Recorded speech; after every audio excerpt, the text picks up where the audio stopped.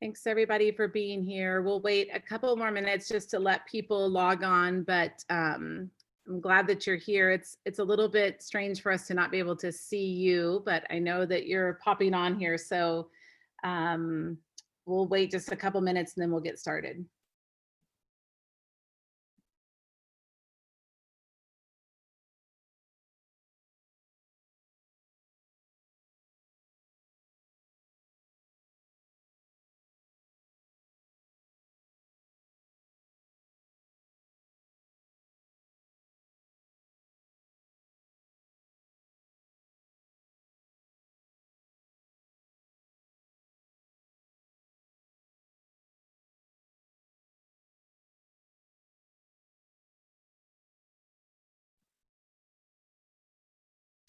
I'll do a couple of housekeeping things while we finish wrapping up the people logging on.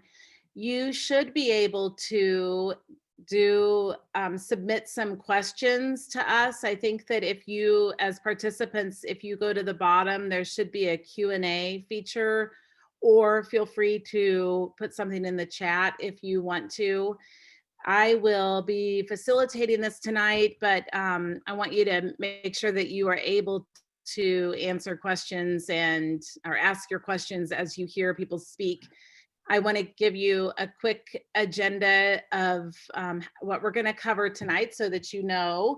We are going to hear from Mr. Patterson. He's going to talk about the high school curriculum. This will all be after we get a welcome from Dr. Schwang, but Mr. Patterson will do the talk about the high school curriculum. Then we're going to have some department overviews from three of our department chairs who are here. So we'll be doing that. Then Mr. Patterson will hop back on and talk about college counseling, give you an overview of how that works. Then I will talk a little bit about the social aspect of high school and what that looks like at Seabury. And then after that, we'll have students and an alum talk and answer some questions that I've come up with that I hear a lot about high school and ninth grade at Seabury. So we will just go in that order, and we'll do some screen sharing and we'll do all kinds of things, but this is our first shot at using Zoom webinar. So I'll appreciate your feedback when we're finished as well. I think we've got quite a few people on here and I know some of you are watching as families and other things. So I think we've got just about everybody that I thought was registering, but they'll be able to easily hop on as we go forward. So Dr. Schwang, I'm gonna turn this over to you and let you get us started tonight. Terrific. Well, thank you to everybody for being here. Ms. McCaffrey and I have spoken for many years about how the admissions tours traditionally that she does are aimed at younger grades. We're generally bringing in 6th and 7th graders, and we'll talk about high school or the upper school experience, but not as directly as we do the middle school. So we decided a couple of years ago that it would be useful to have a high school introduction night, even for families and students who are already at school. So that is the intent tonight. Really, there are two aspects to the school in almost every conversation about our mission. There's the academic side and there's the cultural side. In terms of academics, you're going to hear from Mr. Patterson tonight, and he does an exceptional job as college counselor. Since we're a college preparatory school, our families and our students are college bound, and so Matt plays a very important role here at the school. And he does a lot more than simply transcribing, brag sheets, into a letter, or simply describing what activities someone was in or their GPA.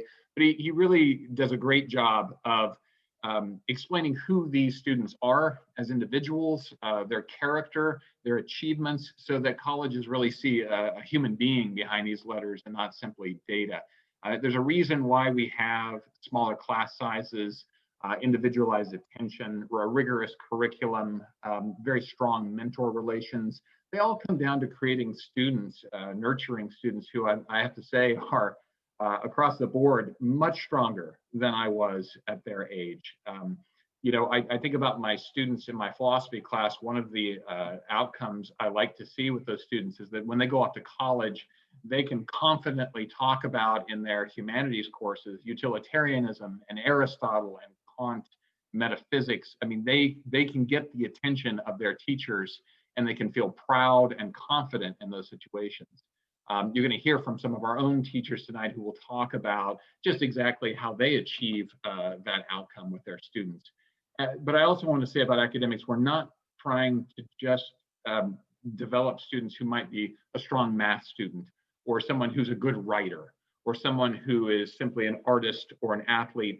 We really are aiming to create confident, well-rounded, grounded human beings. And I think that's something, if you've seen our students move through the school, that is really the goal, that they can leave our school and be adaptive and confident no matter the situation. So academics is one part of what you hear about tonight. The other part is culture. I often speak about 3 qualities that we try to achieve at the school: respect, responsibility, and excellence. I'm a big believer, and I've seen this play out over 21 years at the school, that students who feel like their teachers and the adults of the community have expectations of them are usually going to arrive at a sense of pride and achievement that they wouldn't normally find themselves bringing to the table. You're going to hear students talk about that a little bit tonight and talk about their experience and their social experience at the school.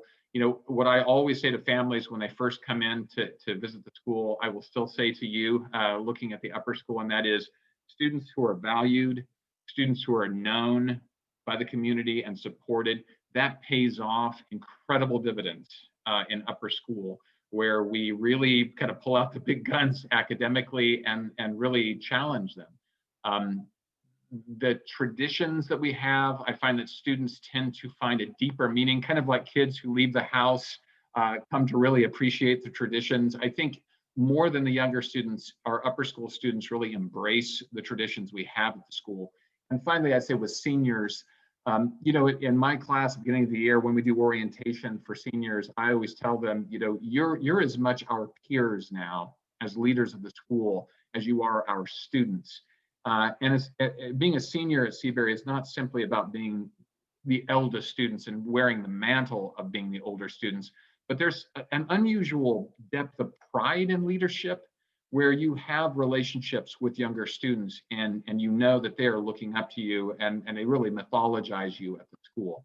And the last thing I'll say about that is just that we celebrate our seniors to an unusual extent when they leave the school. Those last weeks, we really do want to send them off with affection, with gratitude, and with certainty that they're going to achieve great things when they leave us. So you're going to hear from all these individuals, and I will turn things back over now to Leslie McCaffrey. Great, thank you so much. I want to start tonight off by having Mr. Patterson, who is our college counselor, just give an overview of the high school curriculum. And he and I have talked that I have something I'm going to try to screen share with you when he gets to that part. So we'll, make that happen as we get there. But I want to introduce you to Mr. Patterson. I don't even know how many years you've been here at the school.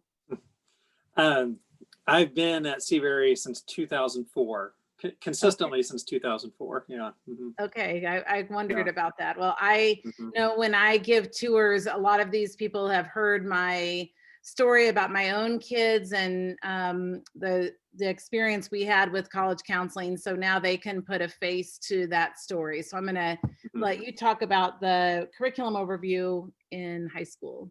Thanks for doing that. All right, thank you. Thanks for coming out, everyone. I was thinking I wanted to start by saying that, I have been at Seabury since 2004.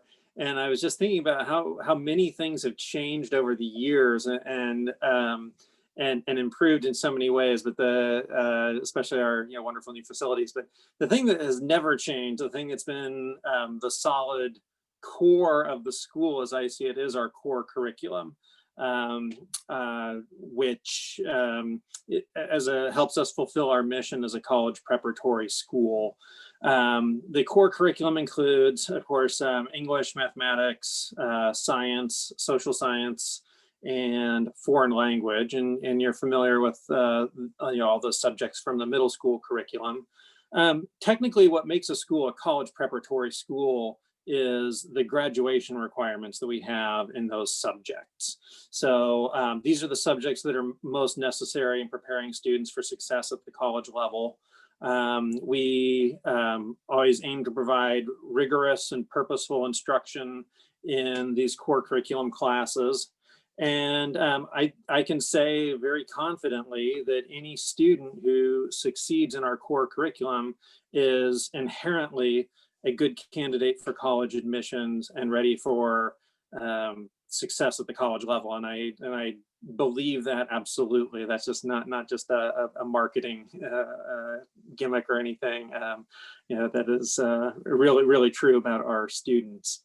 And as Dr. Schwang said, all of our students, not just some of our students, but all of our students participate in this college preparatory curriculum on the assumption that they will be going to college. That's the plan. That's what we're leading them toward. The small class sizes, of course, you've heard a lot about that. What I want to say. The numbers, the average class size of 16, and we have a very favorable student to teacher ratio. One thing that I also am constantly aware of, I have friends and extended family members who teach in public schools, and I absolutely admire everything they do. But when I talk to them about their jobs and about Seabury, one of the things that I'm really keenly aware of is that in a given semester, a full-time teacher at Seabury might have 60 to 70 students, in a core subject. And I know, teachers at some other schools who have 125, 150 students a semester, sometimes more. And it's not just the average class size, it's also, I think, the course loads for the faculty. We're able to give our students the kind of attention that makes a really big difference. So I'm in addition to college counseling, I teach a little English on the side, and I try to imagine grading 150 essays, and I couldn't do it. I simply could not do it. Mr. Polsinelli is smiling because he's had some experiences along those lines. Hey, 60 to 70 essays is still a lot to grade too. But with that kind of load, we can give the students the kind of attention that they need and hold them to the standards that we want to hold them to, and so on. So that makes it makes an enormous difference. One other topic I should address is our honors curriculum. We made a decision a long time ago that instead of offering advanced placement courses, we would offer honors courses instead. This is primarily for students in their junior and senior years. Many of our honors courses do include AP prep, and we offer AP exams every May in a variety of subjects.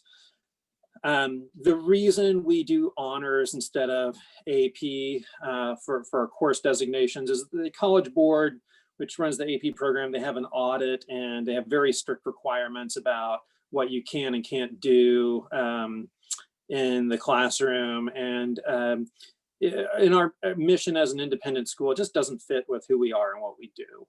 And so we have greater flexibility, but we do also offer advanced placement preparation in several subjects in English and mathematics, and also in social sciences. We tend to not so much offer them in sciences, and there's very valid, legitimate reasons for that. And if anyone's interested, I'm not going to go through the entire explanation here. It would take too long.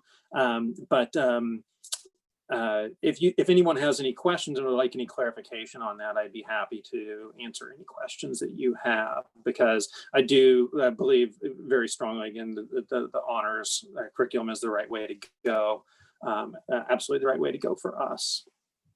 And of course, you know, as the college counselor, I think about the core college preparatory curriculum. I also want to say that, you know, we have always strived to offer meaningful instruction in elective classes as well. As a smaller school, we're not able to offer the, you know, an all-inclusive range of courses. But our focus on visual arts, drama, journalism, a few other subjects, you know, we offer meaningful experiences in those areas designed to complement the rest of our curriculum. And I know that for a lot of students, that's where, you know, that's where they really find themselves and are able to express themselves. And those classes are incredibly meaningful. I think we're ready for the slide, Ms. McCaffrey, if we can pull this off. Yeah. I do too. I was just thinking, I've got my finger on the share screen button All here. right. Yeah. Well, can you see it okay? Yes, and this actually, Ms. Schrader deserves all the credit for this. I didn't do this. I don't have these kind of design skills, but we've got some great visuals that we could share with you if anybody's interested, that spell out all the options at each grade level. There are always, we do always have exceptions, you know, for students who might have already taken another class at another school and are transferring in or something. We do occasionally have to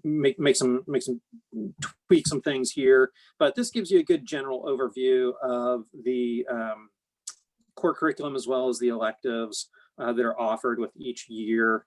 And it's nicely color coded. All I can say is I'm very impressed, Ms. Schrader. So I'll say this is something that I always want to give incoming 9th grade families, and I will make sure that I email this out to you as a document when we're finished with this. But it kind of goes through, and the thing you can notice is that the ones that are filled in are the core classes. And then the ones that are not filled with color are options for electives in the 9th grade. And then we have this for every grade. And once we start going through the different subject areas, I'll pull up the sequence for each subject area. But I wanted you to at least get an idea of what it looks like for 9th grade. So I'm going to stop sharing this now, and then we will share some more of that later. There's one question in here that it says, I'm reading this on this webinar. It says, do you offer chemistry in the honors program? yes, we do. And maybe Ms. Schrader wants to talk about this, but yes, we do have an honors advanced chem class. And do you want to say something about that, Kara? Sure. Okay. So at the sophomore level, when they take the core chemistry, there's not an honors option, but as an elective, as an 11th or 12th grader, they can take what we call advanced chemistry. And that is an honors elective, a 1 semester honors elective, but it is, you know, essentially as rigorous as like an AP course would be, even though it isn't officially AP.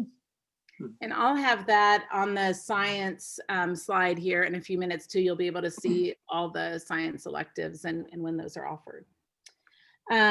Okay, the only thing that I am going to have you touch on, Mr. Patterson, if you don't mind, is, and you'll, parents and attendees and everybody, you're going to be able to hear this as you listen to the teachers talk about their different departments. But I think it would be important, Matt, for you to talk a little bit about just that building on from year to year, how the departments, you know, they work together, that sequencing, and how that builds from year to year in our school. If you wouldn't mind touching on that real quickly.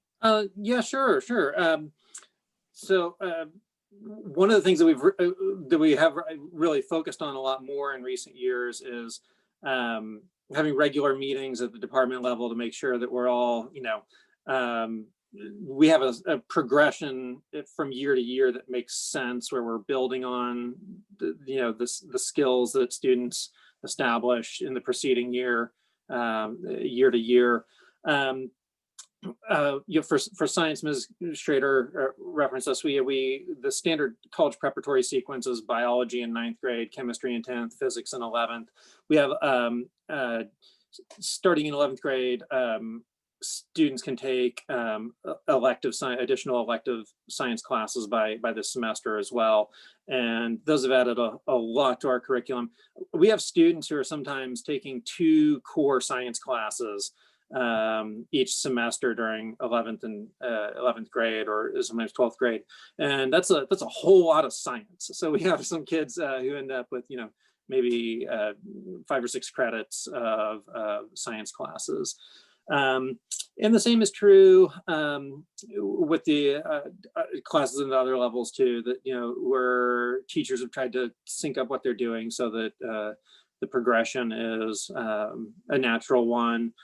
We introduced a statistics class generally for 11th and 12th graders a few years ago, and that's been really successful for the students, who don't feel like they need to do 2 years of calculus, for instance. It gives them a different option at that point. And in general, the options proliferate in 11th and 12th grade.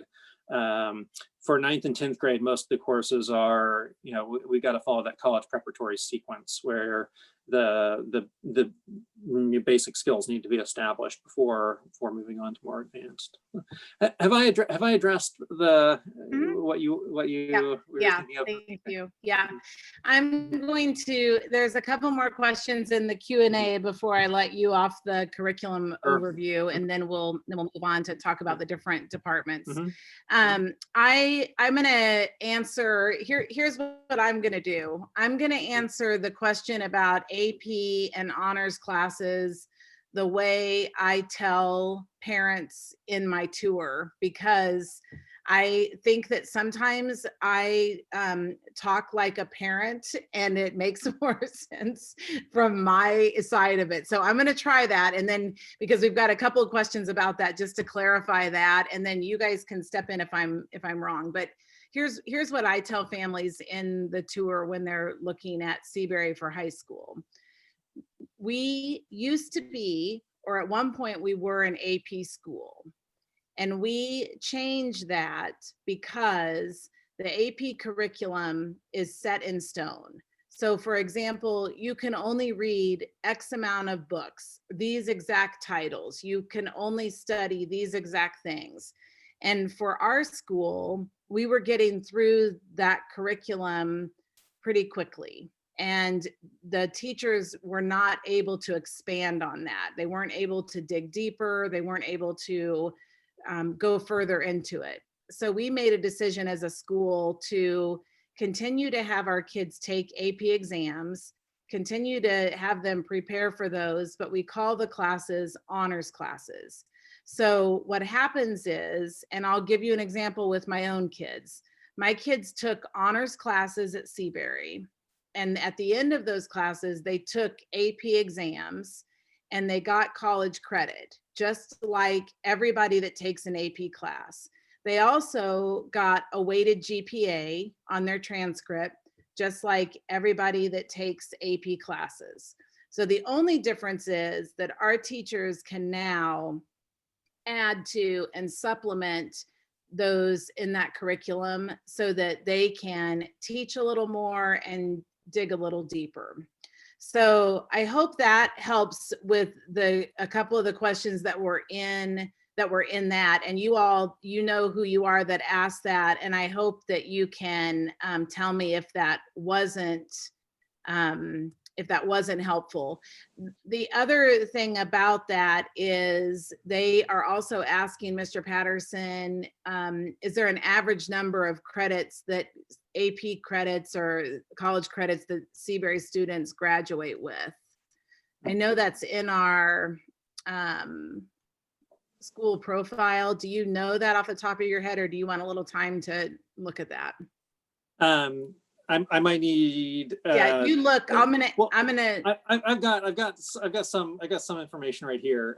Okay. I'm looking at the survey I did last year. and I'm not sure how the information from this spring might affect that. This spring was obviously a real kind of unusual time. But yeah, my what I found last year was that 75%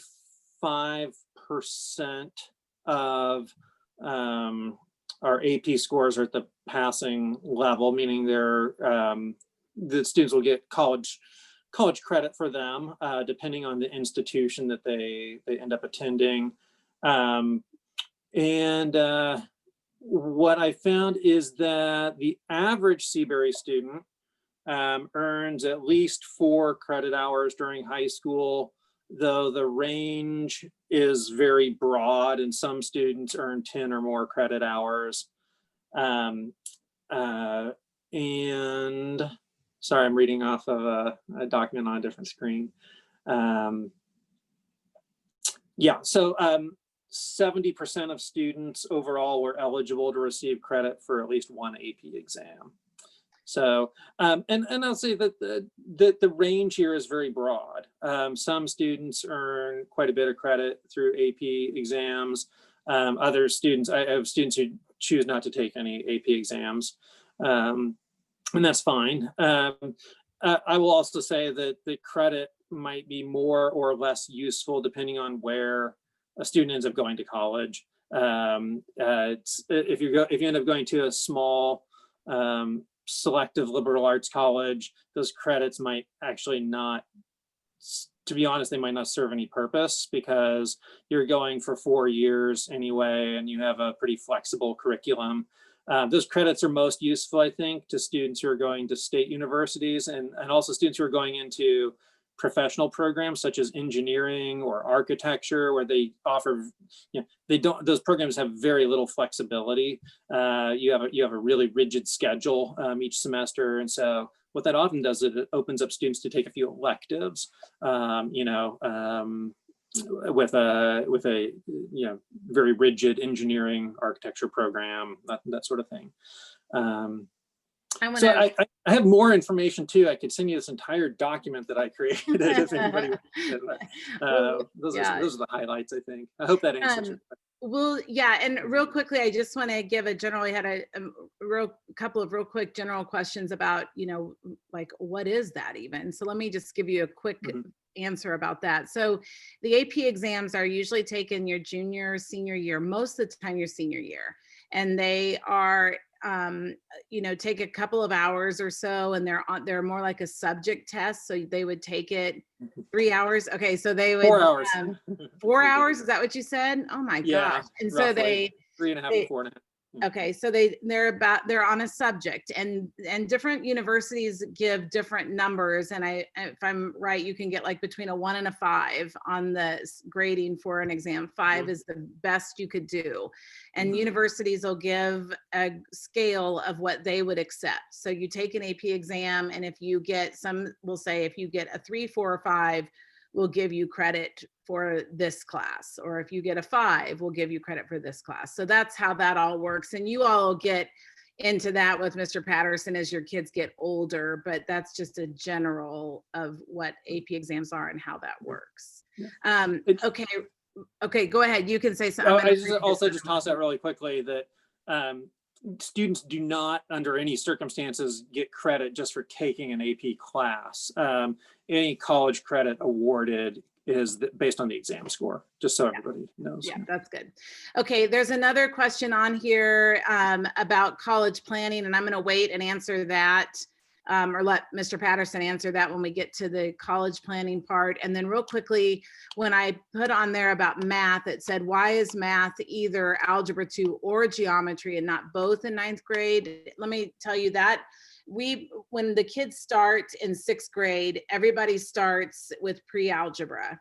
And then in 7th grade, you either continue on with pre-algebra because you need a little bit more. We've found that getting that strong foundation is going to have kids be successful when they get to the tougher math classes. If you have a good grasp on that, you go in 7th grade to Algebra 1. So we end up having 2 tracks as the kids go through. One track, the kids end up taking Calc 2. The other, by the time they're seniors, the end of their senior year, the other track, the kids still get through Calc 1. So that's why it's that Algebra 2 or geometry. It's just different tracks by the time they get to high school. Okay, I'm going to keep moving here so we can stay on time. I want to thank you, Mr. Patterson, for that overview, and you're going to get to take a drink of water before we get back to your college counseling. Okay, department overviews. Mr. Pulcinelli, are you okay with us starting with you tonight? Let's do it. Okay, I'm going to let you introduce yourself and start. I have a little screen share that I'll get at the end of your presentation. Okay. Hi, everybody. I'm Michael Pulcinelli. I'm the English department chair, and I teach English 9, English 12, and journalism at the school. So the way our high school English is organized is really, I think, pretty interesting. If you start Seabury early, you'll know that we have a series of essential questions that guide our classes. So a little bit different than just saying English 7, English 8. So English 7, the essential question that guides the course is, what does it mean to be a human? And so all the books and a lot of the writings will tie into that question. We continue that with English 8. What does it mean to be part of a community? So a natural building on that 7th grade course. The 9th and 10th grades will continue with that essential question organization. In English 9, which is a course that mainly has classic works of literature in it, which I teach, I've made the question, what does it mean to be a hero? So then we start talking about the very best people out there. And then in English 10, which goes back to Dr. Eicher currently, that is, what does it mean to live a good life? And we really like that idea that there are big guiding questions behind those classes rather than just a number. 11th and 12th grade will get a little more traditional in the sense that they'll get a lot of American literature in 11th grade, and a fair amount of British literature in 12th grade. Although I've really tried to expand that out, less sort of stodgy works and more works from, people of color and things like that. But still a lot of that foundational American and British literature. As we've talked about a lot, I wanted to mention that 11th and 12th grade are not designated AP courses. They don't have that official title, which is the best decision for our school. We're allowed to be super flexible, but our kids are still prepared to take and do really well on AP exams. They'll develop the skills to take those tests in both of those years. And they can take our English 11 and 12 courses at the honors or the standard level. And what's fun about that is everybody will be in the same room with the same teacher, but we'll have sometimes different essay questions for our honors and standard students, sometimes different requirements for writing assignments. And it's a way to differentiate within our English 11 and 12 courses. We also offer a few electives. Journalism at the high school level is a possibility where we create a school newspaper, which is also, there's an online version of that as well, a yearbook. And we also have a creative writing class, which is a favorite of a lot of our students. We do also have an English as a second language class for our international community. So that's the basics right there. If I could talk just for, and well, there's your visual. Look how beautiful. So if I can talk about the benefits of English specifically at Seabury, that essential question organization at English 9 and 10 is really great. It encourages deeper and more critical thought than a random set of books that's just thrown together by, a committee that just tells you what you need to teach. We have had, very luckily, very low turnover in our English department. And so our communication level and our comfort in terms of knowing what everybody else does is extremely high. And it leads to consistent expectations from year to year in 9th through 12th grade. The idea is wonderful that though we have those essential questions in those 9th and 10th grade years, we are allowed to personalize our reading choices. And so I'm allowed to choose the books that work for me.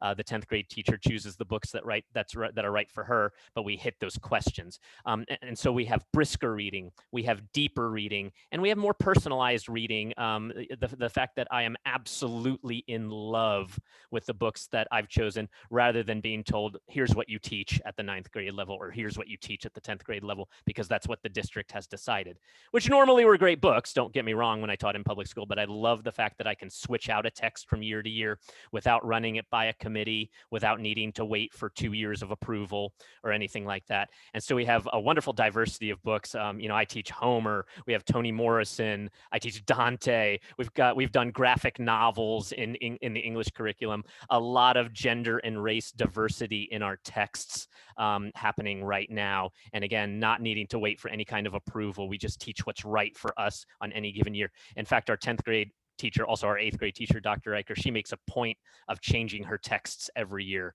which I really admire, that she keeps it fresh, she keeps it moving. I also wanted to mention that because we're an independent school, we are not chained down by a lot of those standardized test restrictions, that we quite honestly don't need to teach the skills of any particular test, but we are teaching skills, period. We're teaching analysis skills that would apply to any situation. If I could talk about the writing process just for a second, that is hands down the best thing about our small class sizes, because we can take a process-oriented approach to writing. As Matt was talking about, yeah, you actually lowballed a little bit. I have a friend of mine who taught 6 classes of 30 plus. A couple of years ago. He had over 180 English students, and he was a good guy and he did everything he could. But when I said, how do you teach an essay? He laughed at me. He said, essays? No. I don't teach those anymore, right? And he did what he could, and he was a good guy. But in our classes, we can do an outline for every essay. We can do a draft of the essay. We can submit the essay. I can provide personalized comments. I can provide audio comments for every single essay. And then we can do revisions of those essays. And in other words, it's a process. It's not just one product. And that is incredibly useful whether or not the students go into English moving forward. The discussion is significantly stronger with our smaller numbers. All of our students participate, whether they like it or not sometimes, but everybody talks, everybody joins in. There's no slipping through the cracks in terms of discussion. And then one-on-one help is a real plus, that any student can come in and get help on an essay without me having a line of 15 people out the door. I can really sit down with people in an open period or a free period. And for the past 3 years, I wanted to also plug, we have a student-led, a student volunteer writing center.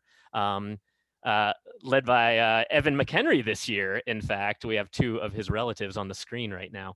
And it's a chance for students to bring any grammar errors or any rough drafts of their essays into an 11th or 12th grade peer in order to get help on that writing before handing it in to a teacher. I think that's a real plus of our program. Practical applications very quickly. English at Seabury is not just for future English majors. Our students are able to write in any discipline, and any discipline is going to have writing. And it's so important to have those skills. Our students can submit job applications, cover letters without any kind of fear. They have a leg up on the competition, quite honestly. And really, the testimonials do say that their college level reading and writing, they come back and they kind of laugh. And they say, yeah, English classes are a breeze, and they feel comfortable writing in all of their classes. I also think that they're able to engage not just books, but other kinds of art. The kinds of skills we're teaching them can apply to analyzing a painting or analyzing a sculpture or a piece of architecture. So anytime they engage art in their life, they're going to use those analysis skills that they learned with our small class sizes. And last but not least, we have students that we send off very comfortable talking with professors. So they're going to get a lot out of their college classes right away at the freshman and sophomore levels, which takes a long time. I know this from personal experience, a long time with other students to warm up to talking to a teacher, and our students can do it. My last thought, I taught for 8 years at a public school. And again, yeah, I totally admire what those teachers do. They're amazing places. I enjoyed the students. I enjoyed the parents. But I was just limited by the numbers and the system. I understand that my view is biased because this is the best job I've ever had. But I always think that if a parent has the desire and the means to choose Seabury and no other variables are getting in the way, the benefits to me outweigh the costs, certainly at the English level. So thank you. Thank you so much, Mr. Pulcinelli. I want to, we're going to move on to science next, but I want to tell you attendees that if you have a question for any of the department chairs, go ahead and put it in here while they're talking, because they've been given permission to leave after their part because they all have families at home doing things. So if you have a question about one of the departments while they're talking, put it in here. And if something comes up after they leave, I'll get it to them. But I just wanted to make sure you knew that. Okay, Kara Schrader, I'm going to let you talk about science. And again, I'll kind of share the screen. Should I do that at the beginning while you're talking? Are you going to talk about the classes? Sure, that'd be great. Okay. Yeah. So while Leslie's doing that, I'll just introduce myself. So I'm Kara Schrader, and I'm the science department chair. I teach 9th grade biology as well as some 11th and 12th grade electives. And I also help Matt a little bit with course enrollment. And so that's the other side of my job, which is where the graphics came from.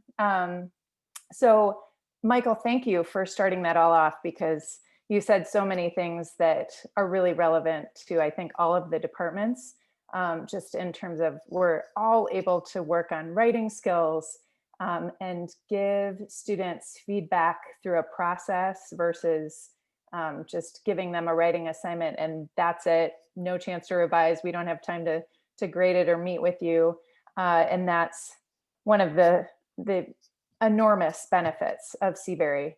I, like Michael, taught in public schools for actually 18 years. Absolutely loved it. Taught at large high schools and had great experiences, but I will agree with Michael that this is the best job I've ever had. It is just unusual that you can work with students and work with them all the way up in small groups, so you remember everybody and you get that personalized experience with them and they with you. So in terms of science, in terms of the sequence, you can see here that starting in 9th grade, they do take biology, and then 10th grade is chemistry. And then 11th grade is the first time that they do have an honors option with physics or physics honors. And that is largely based on their math ability in that grade. And at the same time, then 11th graders may take an elective as well. And all of those electives are offered in 12th grade. And I should say, actually in 10th grade, there's a computers elective, which we count as a science credit too. So electives, you can see the variety there. Genetics and biotechnology is one that I teach. And actually, we now offer that as honors or non-honors. There's an intro to engineering course offered for 12th graders. Wilderness biology also offered as honors or non-honors. Advanced chemistry is an honors elective. Computers, and then medical school, which is essentially an intensive anatomy and physiology course that is also honors. So a wide variety of electives. Our first 3 years are rather traditional, preparing them for that college experience. They get a little bit of everything, and then we really try to give them lots of choices in that 12th grade, as well as lots of opportunities if their interest is in science.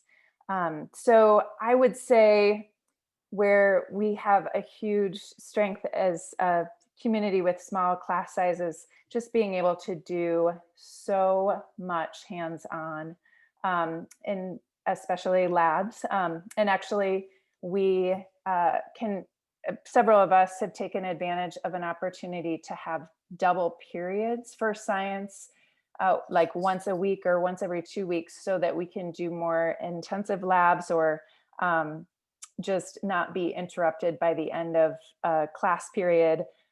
We can, continue through the class period with that lab work, which has been great. And that's due to the flexibility of other teachers and of our schedule, which really is, again, only possible in an environment where we've got teachers working closely and flexibility with the administration and things like that.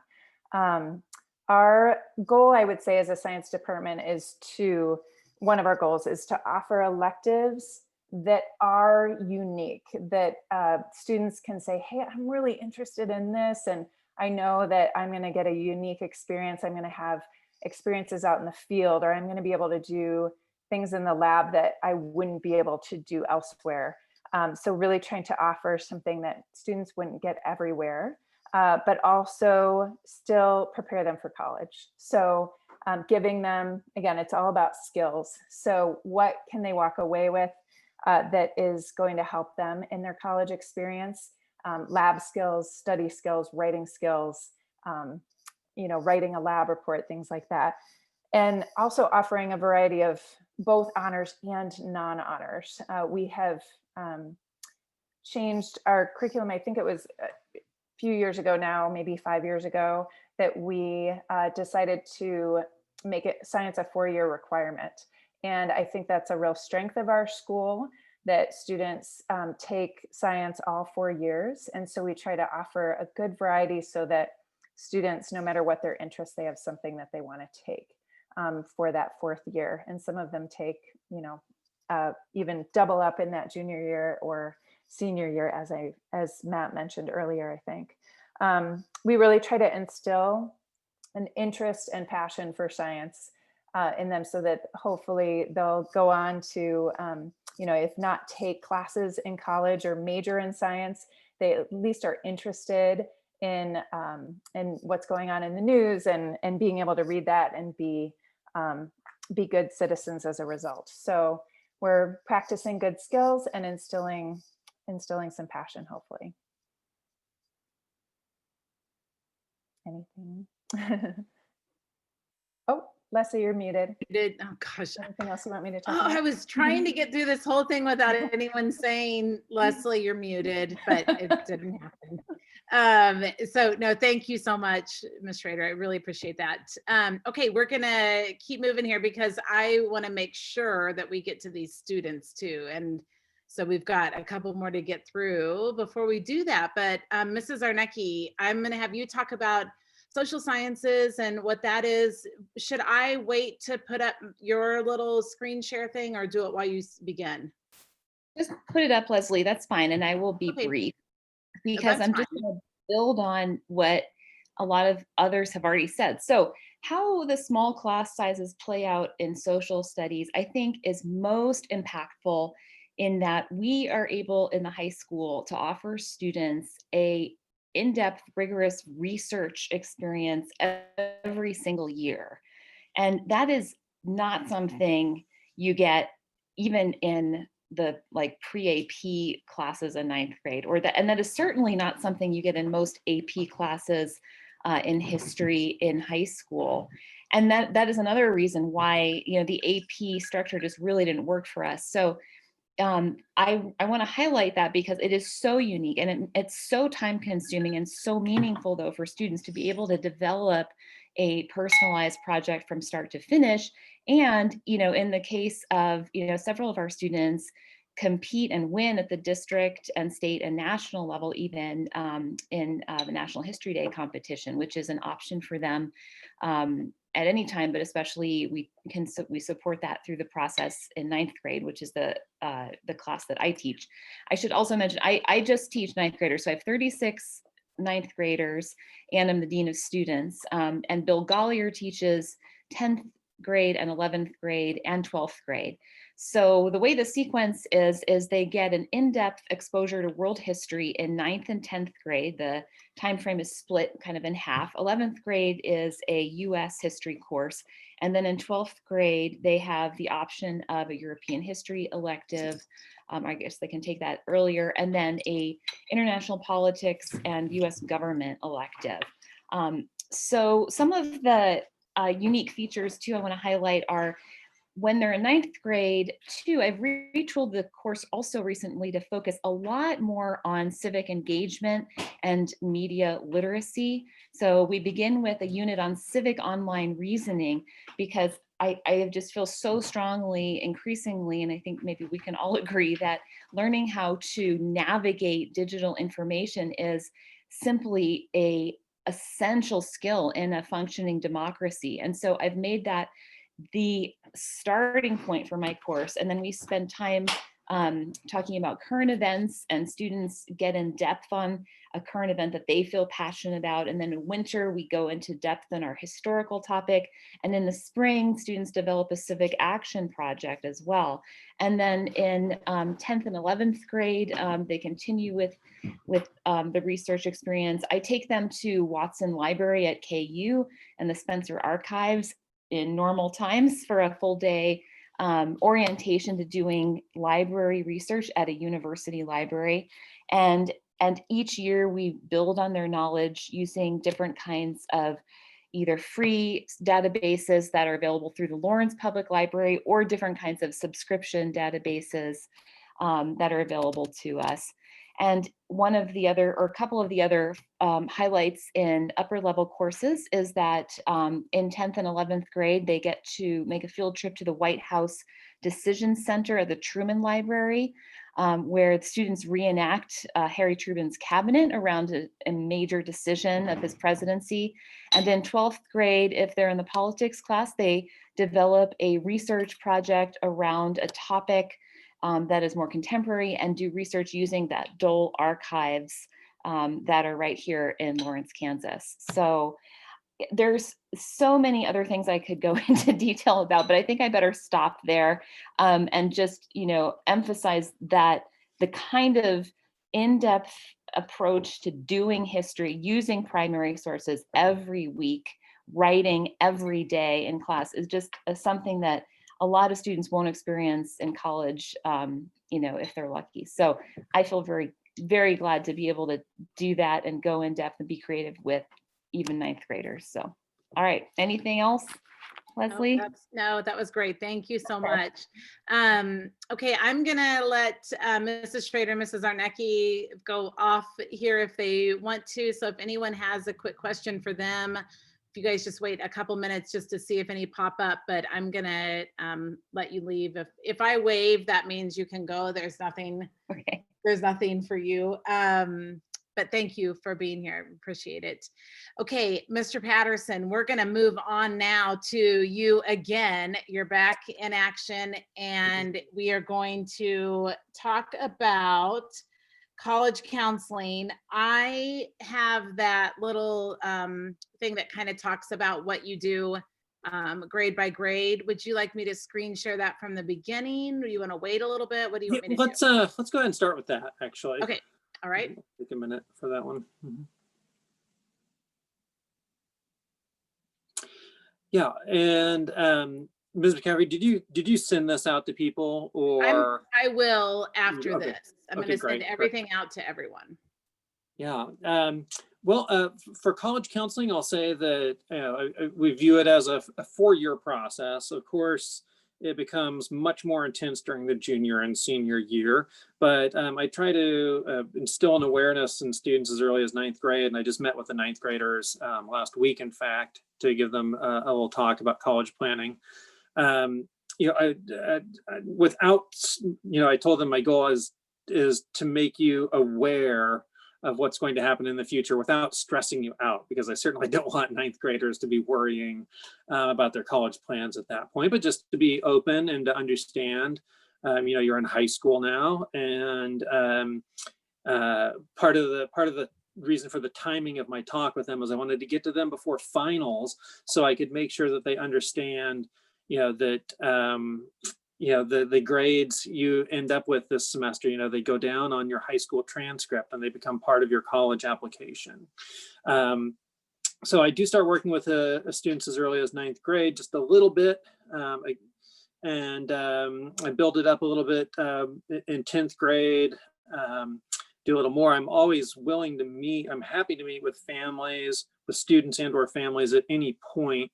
There's certainly no need to do that necessarily until 11th grade, but sometimes sometimes people are just a little nervous about the process, or they have some questions, and I'm happy to meet with anyone at any time. I'll even meet with middle school parents on occasion to talk about college planning, just to give them a sense of what's going ahead. And I will talk about the standardized testing in just a moment.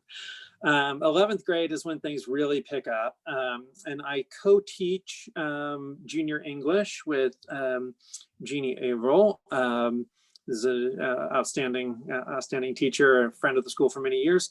But because I co-teach that class, that gives me opportunities to work with the students and to kind of insinuate some college planning into class from time to time.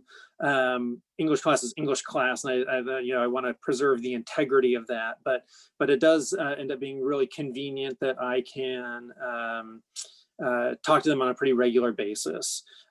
In January of each year, we have college planning night for the juniors, which is kind of a big event where we kind of officially launch the more intensive phase of college planning. And I meet with all the students and their parents or guardians during the second semester to help develop a college plan, develop a college list, and so on. I have them write drafts of their personal statements and some other college-related items during the second semester. Then during senior year, Dr. Schwang has been very generous to give me 2 class periods a week from his philosophy and ethics class usually through about the end of October. And I work with all the seniors twice a week. We go over basic college-related issues, just what they should be doing at this point.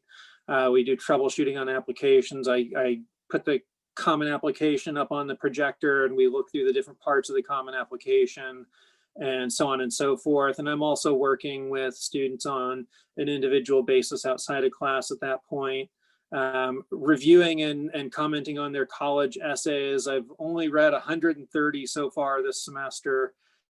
And it's usually, well, I expect that number might be double by the end of the semester. We'll see how it goes with the senior class, but I comment on their essays and so on.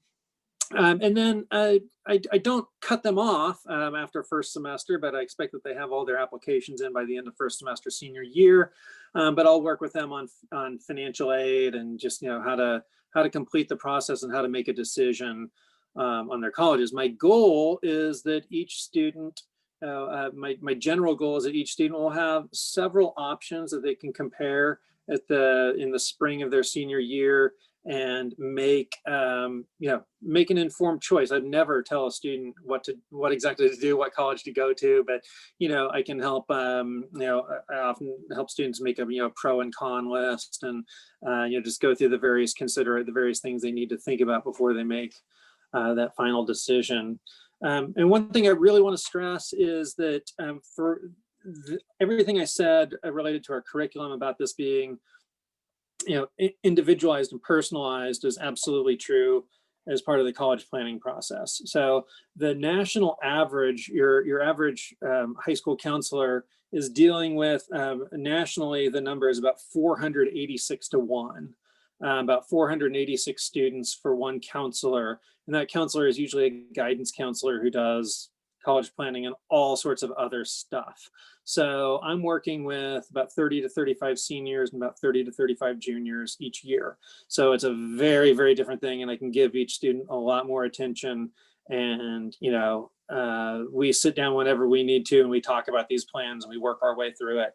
And, they are the owners of the process. It all comes down to them. But, they're 17, they're 18 years old. They need some guidance, and I'm happy to help them. They learn a lot about fulfilling professional responsibilities and just being a responsible person. And, they learn some life skills by applying to college. There was the question about test prep, and so I want to say something about that really quickly. This is really a fascinating year. Most colleges have gone test optional. Some colleges have gone completely test blind. They won't consider standardized test scores at all. Caltech was the big shock because they've always seemed to rely very heavily on standardized test scores, and they're not considering them at all. They're completely test blind. The thing about standardized tests, a lot of the test optional movement has been growing over the years, and a lot of colleges were wanting to take that plunge. The pandemic has kind of forced them to do it, and I think it's going to stick at a lot of colleges. But here's what I've been telling students: I need to go ahead and prepare you for those tests in case they are relevant, because I don't want any student to get to their senior year and say, oh, I want to apply to this college, but I haven't taken any standardized tests and I can't do it. Because what I have to assume now is that some colleges will not be test optional in the future. Almost all of them are this year. Georgetown University is one exception. They always got to do things their own way at Georgetown. But there's a lot of uncertainty surrounding that, and if it does get to the point where standardized tests are not really needed as a part of college admissions, I'll be as happy as anyone. The students will be delighted for the most part, and we'll just have to see how things evolve along that front. But I am planning to have the 8th and 9th graders do the PSAT 8-9 next semester. Because like I said, I don't want anyone to be in a situation where they need those test scores and they don't have them. So I'm going to go ahead and continue to do some preparation. With AP scores, it's interesting. I've heard from some college admissions officers who are saying that they actually are going to look more carefully at AP scores in future years, since they're not looking at as much at the SAT and ACT. So just it's a state of flux, and I don't know exactly where it's going. Personally, I love the test optional movement, and I think it's a great thing for our students. But yeah, colleges will be looking more at transcripts, essays, recommendations, and so on. I think I've addressed most of the topics that I wanted to cover, but if anybody has any questions, I'll stick around. I'm happy to answer them. Okay, thanks. I'm gonna start waking the kids up. So you guys, if you're within earshot, all you students, if you could come on and start turning your screens on so I know you're there while I kind of finish up with Mr. Patterson. So we will get to you kids here in a second, and I want to make sure that if there are any parents that are out there that have questions or anything, hang on one second. My dog is going to bark, and so I need to mute this. Just a moment.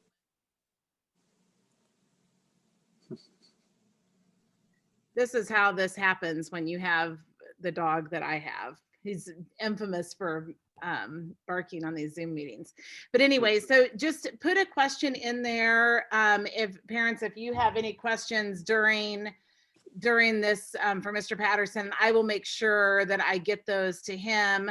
I will also make sure that I get emailed out to all of you the things that I shared on the screen and all the different papers that we have for tonight. So don't worry about missing any of those.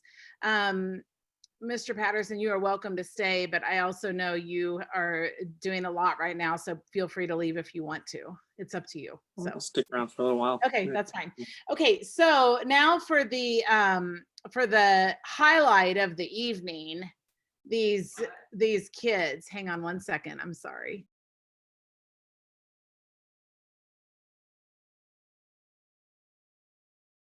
Okay, so anyway, okay, so here's what we have here. We have a group of all kinds of kids here. We have 9th graders through alum here. So raise your hand if you're a 9th grader so they can all see. Okay, so 9th graders. Okay, oh, I didn't realize all of you were, okay, good. Okay, and then Eris is a 12th grader. Raise your hand, Eris. And then Kevin, this is her sophomore year of college. Is that right? Is that right? Yeah. So Kevin graduated 2 years ago, and she is at Colorado State University. So she's going to talk about as an alum, like being in college. So you guys, parents, kids that are out there, if I'm going to lead them through some questions that I hear, but if you have questions for them about it, I have told them, to be honest about things and talk about things. And I've given them some guidelines of what to say. So, okay, we're going to start off with Cole and Alexandra. Okay, so you two unmute yourselves. I wanted to have you talk about what is ninth grade really like, and what are some tips for adjusting to high school? Who wants to start? I'll start. Okay. So my biggest suggestion, I feel like, for kind of you need to stay caught up.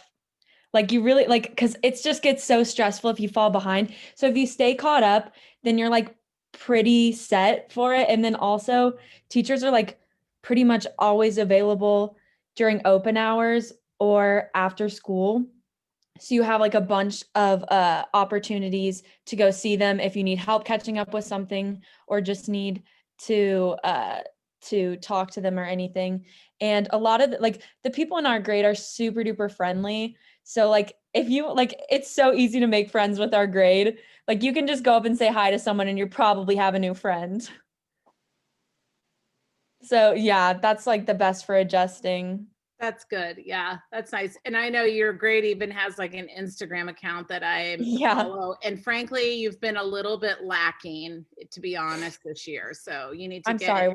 We'll make it better. I know you need to get back Wait, on Miss that. McCaffrey, you follow that? What? You Okay. follow that? Yeah, of course I do. Oh my gosh. Okay. Good to know, right? We are everywhere. Adults are everywhere. Okay, Cole, what do you have to add to that? I mean, that's mainly what I was gonna say was the teachers are just really, it's super it's a lot less stressful because all of the teachers know where you are and they know how to help each individual person. It basically, it just really helps to know that you can, even if you do somehow fall behind, you have a chance of getting caught up a lot easier. And yeah, the teachers are really understanding. They're there to help you. Good. Is it as bad as you thought it was going to be? No, not at all. No, the class above us really made some rumors that made about it being a lot harder than it really is. Yeah. I agree. I think that has become this thing that has happened, is that the current ninth grade makes it rumors for the current eighth grade just because it happened to them. And that, I think, is one thing that happens, but it's not half as bad as what they make it out to be. And I love the ninth grade teachers so much. This is probably my favorite kind of set of teachers for each of the classes that we've had so far. Oh, I love it so much. Did you ever think that you would want to be in a class learning about the Iliad and be obsessed with not wanting to miss class because you love it so much? Did that ever cross your mind? I never thought, but I love it so much. I am so engaged. We're reading the Odyssey right now, and I'm oh, I can't wait to keep reading. Yeah, I agree. I have said over and over again that one of my goals in my life is to actually take Mr. Polsinelli's ninth grade English class, actually not the quizzes, not the papers, just to go listen to him. I think that's something that I would enjoy. You should do it. Okay, great. Okay, thank you. Okay, Andrew and Eris, I'm going to have you two talk. So Andrew is brand new to Seabury this year. He transferred in as a ninth grader this year, and Eris is a senior this year, and she transferred in when she was a ninth grader. So Andrew, why don't you go ahead and start? What? I transferred in my sophomore year. Oh, sophomore year. That's right. Yeah. Sorry. Thanks.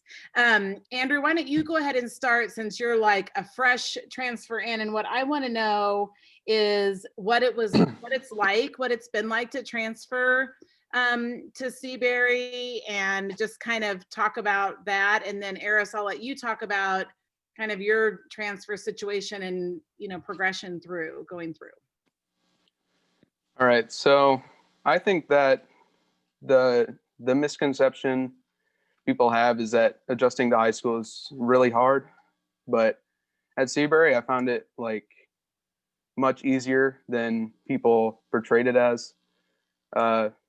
Just to reiterate what Mr. Patterson and Alexandra and Cole said, having way smaller classes really helps teachers like focus more on specific students and not have to tend to hundreds of different students at a time. And, you know, it helps a lot having like a smaller grade and community, because it feels less stressful to be like to fit in, and there's really not any like social class like in the public high schools near here. Great. I think that's good. And I wanted to ask you, I'm glad you said that. What do you think, like socially, have you felt like you've, and it's really like this year is hard because we're in COVID. So you have to like stay 6 feet away from everyone, and everyone has on masks, and it's like super hard anyway. But then to transfer in high school, have these people that are all on here smiling so sweetly, have they been nice to you? Be honest, Andrew, we want to know. Yeah, I'd say they have. Ah, At least so far. I haven't had any problems. good. I enjoy that the teachers really enjoy their job instead of like, dreading it. Not to say that my old teachers dreaded their job, but teachers at Seabury like are into their job and enjoy teaching students. Great. Thanks. That's good. Okay, Eris, do you want to talk a little bit about your experience? Yeah, so for sure. So I'm a 12th grader, but my first year at Seabury, Kevin was actually a senior. So I remember coming in and I was like, oh my gosh, there's Kevin. So it's like weird that she's a sophomore in college and I'm a senior. So it's like so weird because I was a sophomore when she was a senior. So it's weird.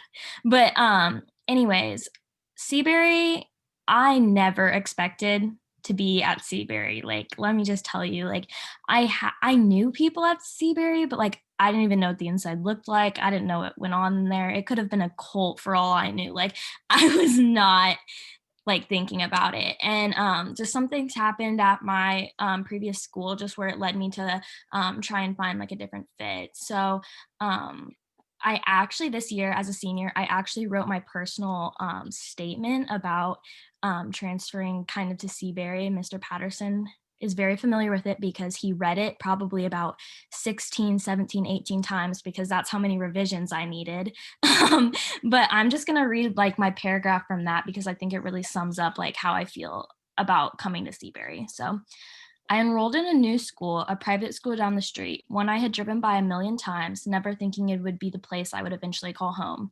The first day was nerve-wracking until it wasn't. People surrounded me with love and support. I knew I had found my place. My grades skyrocketed. I worked with teachers daily, teachers who were focused on helping me thrive. I made friends, so many friends, also different from me, with different stories, different backgrounds, but they were all so kind. I became involved. I became a leader in the diversity club, joined sports teams, and made lifelong friends, not only in the student body, but in the faculty too. Then something amazing happened. I decided to run for student senate. I was nervous running against kids who had gone to school together since 6th grade, and I won. So that's a little snippet from my college essay, but I think it's just really important to know that like Seabury, it's not one size fits all. It's really just like, I was so blessed to have the opportunity to find Seabury because it has been the most perfect fit for me. And I wish that like everyone in the world could find their Seabury. And I know that's not exactly possible, but for me, it has been such a blessing. And so, yeah. Thank you very, very much. And we're glad that you two transfers came in and did that. That was lucky for us. We're the ones that are lucky for it. Okay, Sage and Evan, here you go now. You two, I'm going to have you guys talk a little bit about Maybe things that are different, because we do have some kids on here who are in 8th grade that are watching and listening, and all the parents here are parents of 8th graders. So can you talk a little bit about how is high school different than middle school? Because that's one of the things, like people are like, oh my gosh, I can't imagine staying there for the entire time. It's just the same thing all the way through. So can you talk a little bit about, does it feel different going from middle school to high school? And what are the things that are a different experience for you? Evan, do you want to go first? I can go first. So to be honest, it's similar, but it's better. So like there are great things about middle school that are carry on to high school. But they just get better. Like sports aren't bad in middle school, but they get more competitive and get more fun, and the teams are great. So I did soccer this year and I had a great time, and yeah, it was fun. So sports are great. There's a lot of sports, all the same sports carry on, I think. So and then also there's other more opportunities, like open hours different. So this year it's the same as study halls because of COVID, so we can't like walk around and do whatever we want. But that will hopefully, when COVID goes away, it'll be back to regular opens and it'll be great. And then there are other things like there's like electives. So obviously when you go to high school, you get some more freedom and you can choose what you want to take. Different language courses. So if you like want to stay here in the United States, you maybe like want to do Spanish because you want to stay here and talk about Spanish, so you don't want to take French. So you can choose what you want to take. Yeah, there's also Latin and whatever. But there's also other courses like journalism and debate. And I did debate this year. It's highly stressful, but it's maybe worth it. So debate is recommended. It's also a lot of work. But anyway, yeah, so there's a bunch of electives and it's a lot more freedom. And as long as you like stay on top of your work, it's not that bad. Like it's fun and it's a lot of great experiences. Hey, Sage, do you have anything to add, or do you want me to ask you a different question? That was a lot happening in there.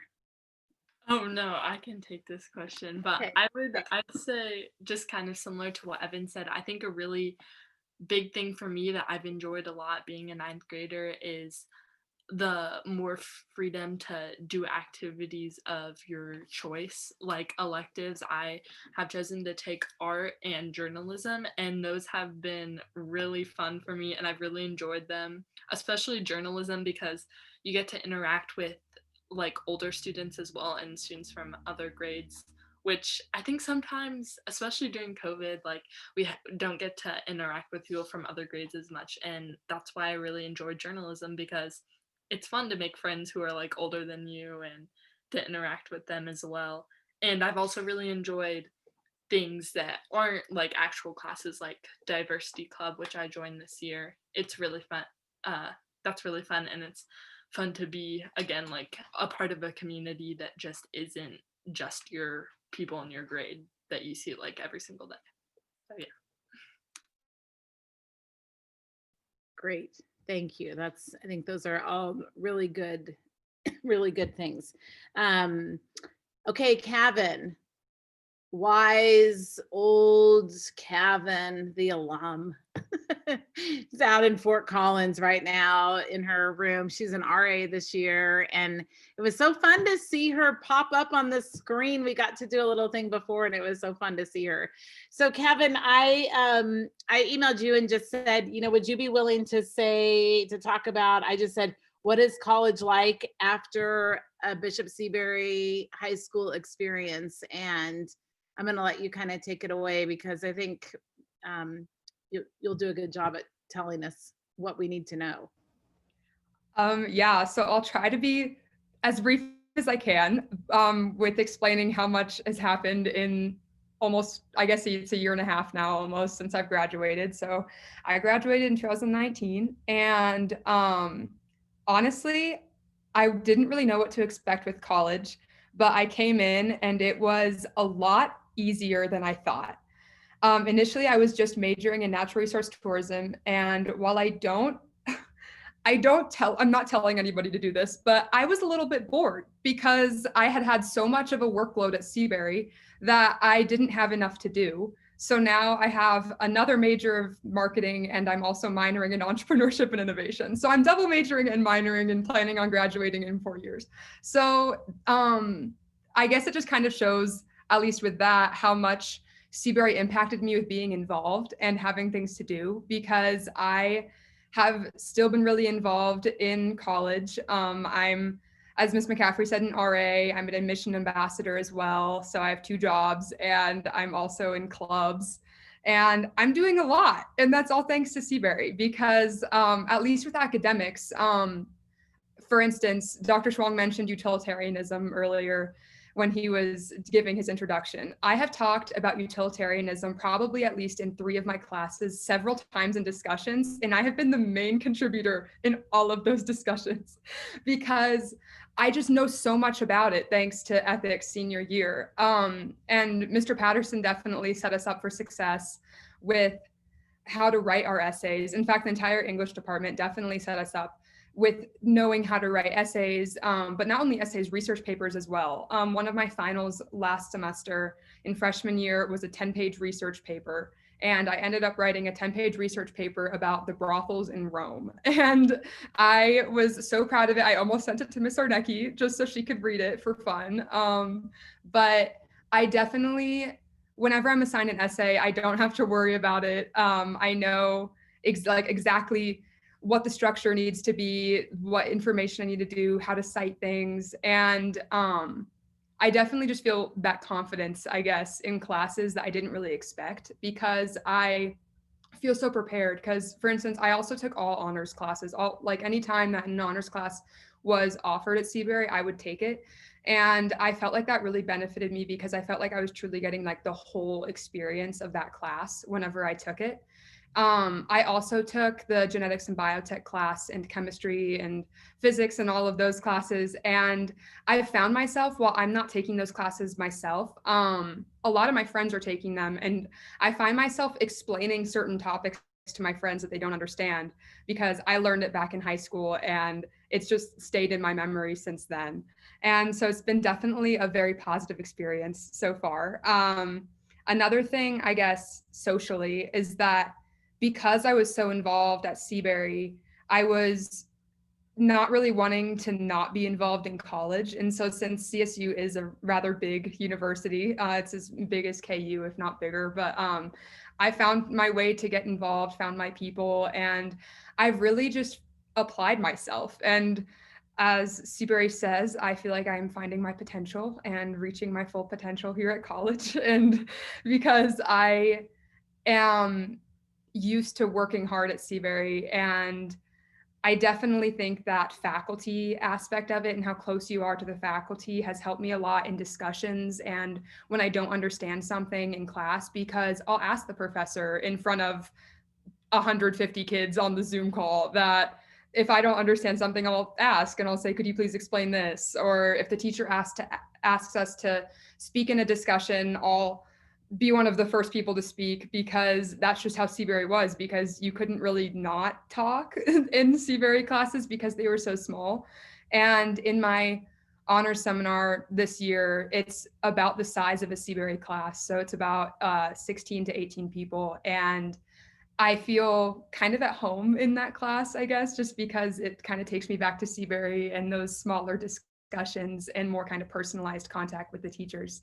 But I think kind of the big thing that I took away from Seabury that's really helped me in college is the confidence that I gained at Seabury through extracurricular activities, and just how, I guess, even at morning meetings, just getting recognition for something I did at forensics or something I did with cross country, and kind of getting that self-confidence and then getting that academic confidence as I moved through the grades, getting older, and I kind of understood what I needed to do, that I could talk to the teachers without feeling stressed out or unsure that they would have time for me, because they always had time for me. And I remember, at least with chemistry, for instance, Mr. Nelson, he's not here tonight, but I wasn't really getting it. And he met with me almost every day before school, and we went over class material. And that always has really stuck with me, is like, that's a Seabury like teacher right there. And that's like what the teachers at Seabury are willing to do for you to help you succeed.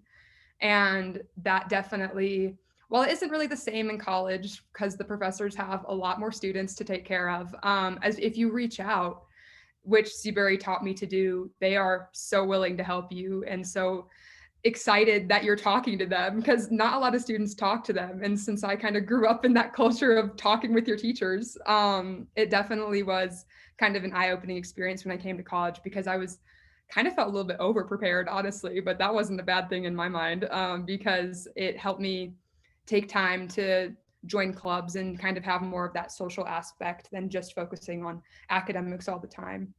So that's kind of what I say about that. Thank you so much, Gavin. It's great to hear. It's one of the good things about COVID is that we can have people from Colorado join our high school information night. So this has been a real treat to get to have you do that. Okay, well, we are kind of at the end of our agenda. I think we've answered all the questions that have come in the question and answer box. I want to thank all of you for attending and being here.